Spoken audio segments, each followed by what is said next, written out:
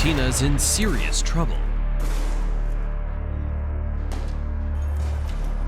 Yes, the same country that gave birth to the greatest footballer of all time, but now they're fighting to survive the next day.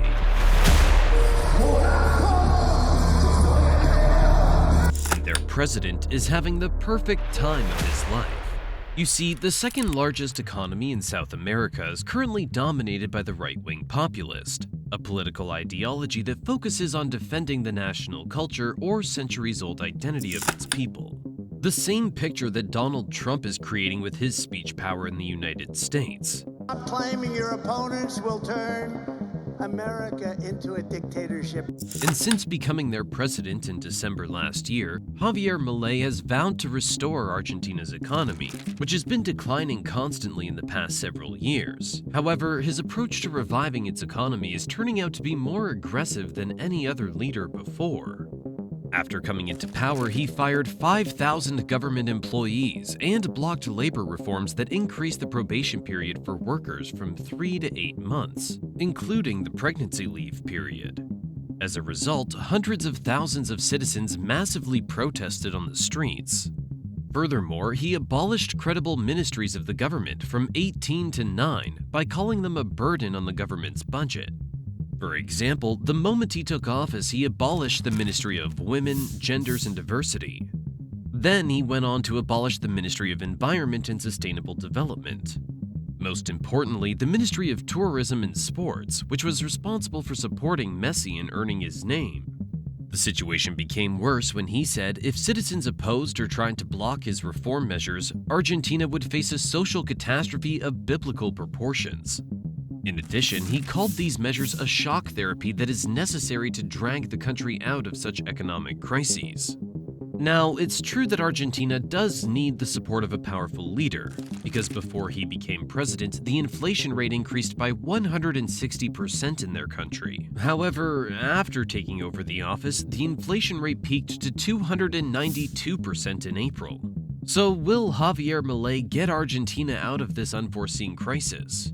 Or did their citizens commit one of the biggest mistakes of their lives by appointing him with a 55% vote? But before we dive in, make sure that you subscribe to the Borderline Wisdom channel, and if you haven't already, hit that notification bell so you never miss out on one of our episodes. Alright, so when he first began his campaign, Milei came up with promises that were never witnessed before. He attracted youth with the slogan, "I didn't come here to lead lambs, but to awaken lions," and pledged not to increase any taxes or introduce new taxation laws.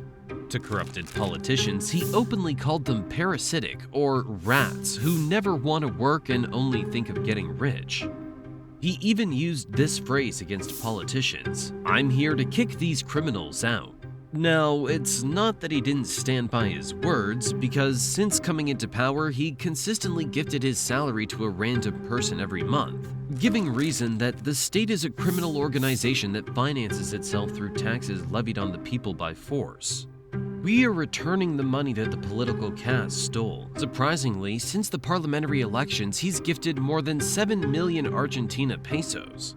Of course, this unique approach is going to attract youth and the majority of Argentinians towards him. However, behind this mysterious smile, there's a dual personality that no one is able to recognize. Just 2 years before becoming the president, Milei was criticized by a journalist for his totalitarian or dictatorial views. De la corrección política estúpida, donde básicamente, no, si ustedes no recitan el socialismo cool, si ustedes no son woke, entonces son violentos, son un peligro para la democracia. But instead of handling the criticism maturely, Milei openly called the journalist an idiot. The situation became worse when Milei refused to apologize to the journalist by clarifying, "I'm just saying that you're an idiot. You start giving opinions on things that you don't know a damn thing about." As a result, he was accused by the family and gender judge of causing gender violence and was also directed to go through a psychological examination. Now, Milei has been a professor of macroeconomics for more than 20 years. Furthermore, after being an advisor to the G20 group, he's been the most interviewed economist on television.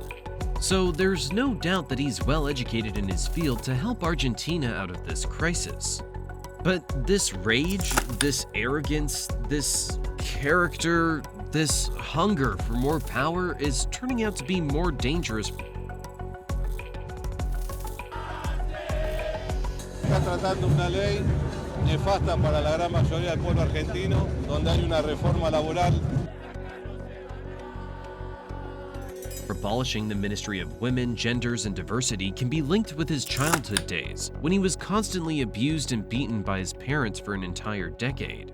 But does this mean that the pain he suffered in his childhood should also be experienced by the entire population? Just 10 days after becoming the president, Milei signed a mega order that shocked every member of the Argentine parliament. Comprising 366 articles, he called it Bases for the Reconstruction of the Argentine Economy. In short, this order allowed him to change as well as ban any law when a national emergency was in place in the country.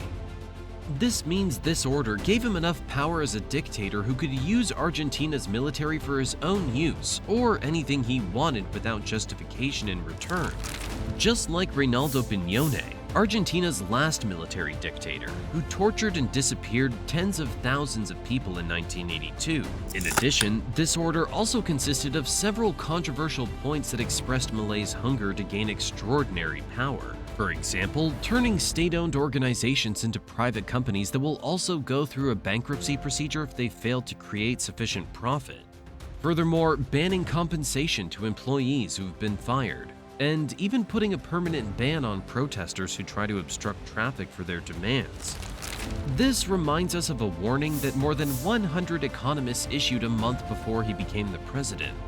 The expert group stated that they understand the need for the deep-seated desire for economic stability, but appointing Milei as the president would further bring more destruction to the economy.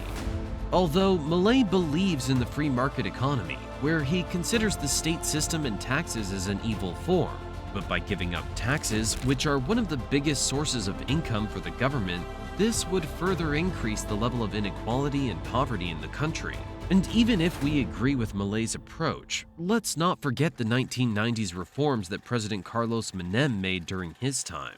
Specifically speaking, Carlos also privatized many state-owned firms and followed the same free market economy that Milei's adopting.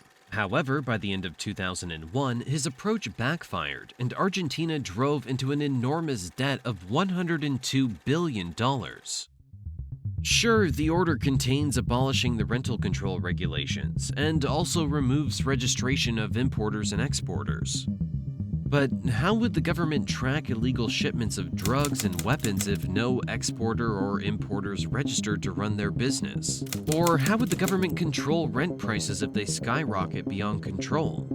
Most importantly, Milei's aiming to privatize more than 24 state-owned companies, including the state airline, the railways, the postal service, and the national water supplier. Yet, if any one of them files for bankruptcy, then imagine the damage it could cause to the economy. Fortunately, this mega order can be rejected if both houses of the parliament disagree with it. And till now, only one house has rejected this order, and the lower house has yet to declare its decision. Nonetheless, the warning about selecting Milei as their next president has begun to show its true colors, because last month, Argentina's economy shrank further into recession. So what are your views about the Argentina crises? Do you think Javier Milei will be the best president they ever had? Let us know in the comment section below. Don't forget to subscribe to our channel and press the like button if you like this video. Thank you so much for watching.